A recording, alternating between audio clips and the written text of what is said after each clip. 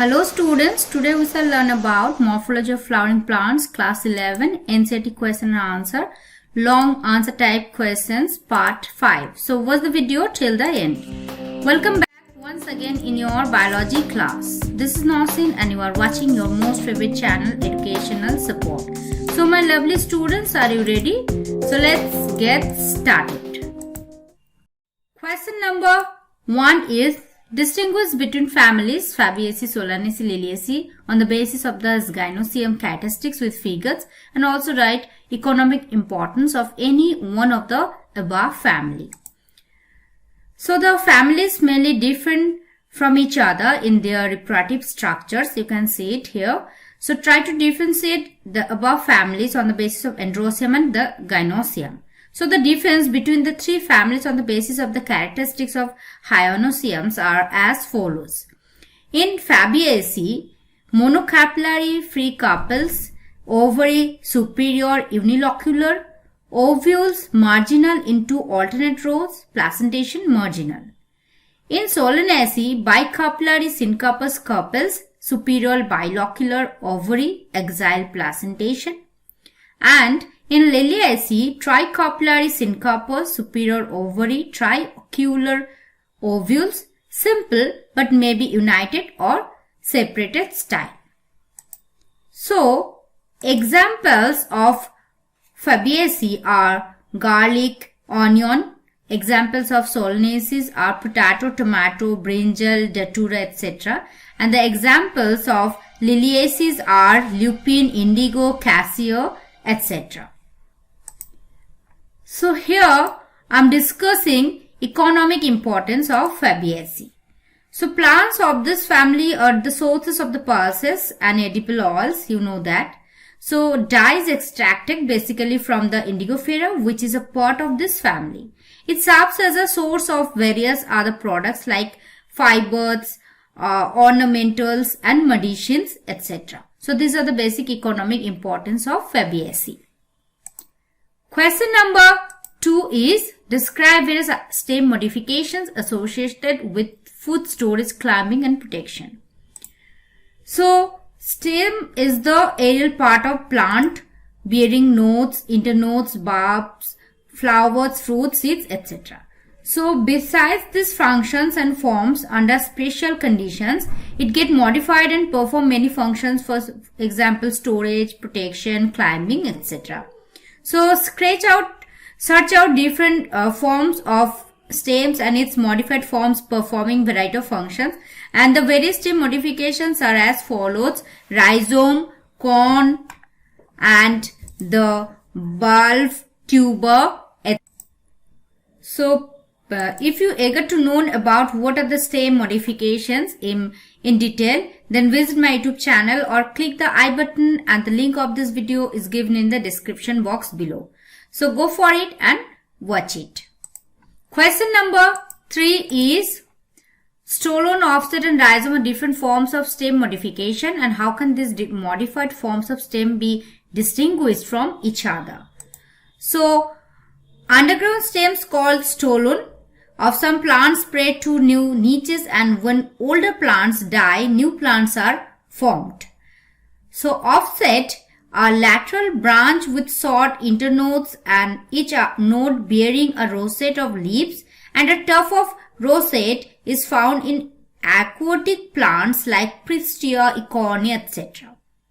And rhizome is underground stem growing parallel to soil surface. You can see in this picture. And in ginger, turmeric and lotus stem is called the rhizome, which is differentiated from roots in having scale, leaves and axillary buds, and helps in vegetative propagations. So these are the basic difference from stolon, offset and rhizome. Question number 4 is the mode of arrangement of sepals or petals in a floral bud is known as estivation. Draw the various types of estivation possible for a typical pentamerous flower. So in my previous video, I was already discussed various types of estivations. So visit my YouTube channel or click the I button, and the link of this video is given in the description box below. So go and watch it. Question number 5 is The arrangement of ovules within the ovary is known as placentation. You know that. So what does the term placenta refer to? And name and draw the various types of placentation in the flower as seen in TS or VS. So basically placenta is a flattened cushion-like tissues on which one or more ovules are attached. You know that. So the various types of placentation you can see in this picture. And if you are interested to know about the name and the various types of placentation in detail, then please visit my YouTube channel. And the name of the YouTube channel is Educational Support. You know that. Or you can click the I button and the link of this video is given in the description box below. So go and watch it. Question number 6 is, sunflower is not a flower. Explain. So sunflower, you can see in this picture, sunflower is not a flower, rather a branch of flower. In fact, what appears to be a single flower is in fact a group of branch or a branch of very small flower called an inflorescence. So these flowers are activated on a receptacle in a special arrangement, and this type of inflorescence is called the capitulum. So following are the key features of capitulums are basically receptacle flattened, and many small and sessile florets are present on the receptacle. The youngest florets are at the center while the oldest are at the periphery. There are two kinds of florets in sunflower. For example, ray florist and the disc florist. So in ray florist are on the rim of the receptacle, and these are of yellow color, and the disc florists are in the center and they are bisexual and actinomorphic, and the above features show that sunflower is not a flower but an inflorescence. So question number 7 is, how do you distinguish between hypogeal germination and the epigeal germination, and what is the role of the cotyledons and the endosperm in the germination of seeds?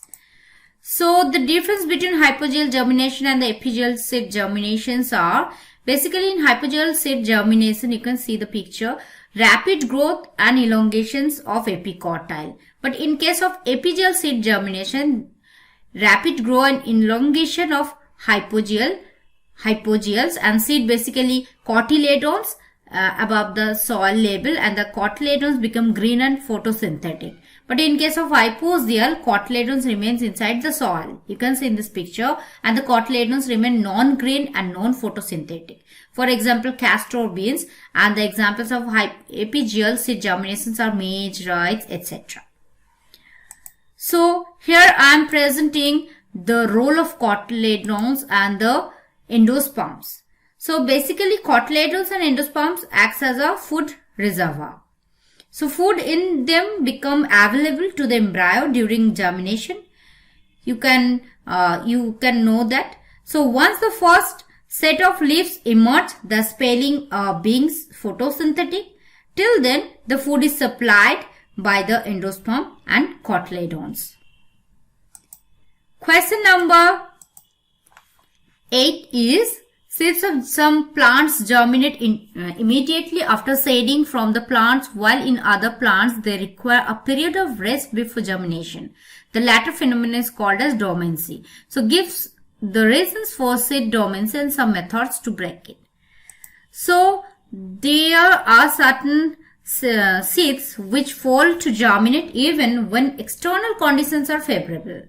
Such seeds are understood to be undergoing a period of dormancy which is controlled not by the external environment but are under endogenous control or conditions within the seed itself. So reasons for seed dormancies are hard seed coat, impermeable layers prevent uptake of water, ABA inhibits growth and delay germinations.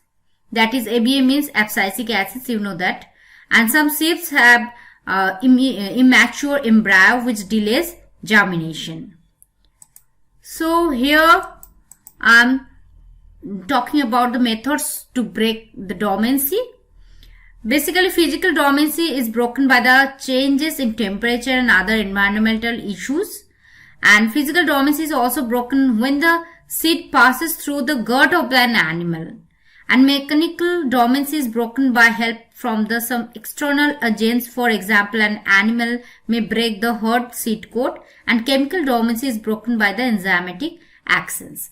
So dear, if you like this video, then subscribe my channel and please share it among the students circle. So thank you for watching. Thank you for your support. Make sure the subscribe button and click on the bell, and stay tuned with educational support for more biology related topics. Tata, bye bye. See you then.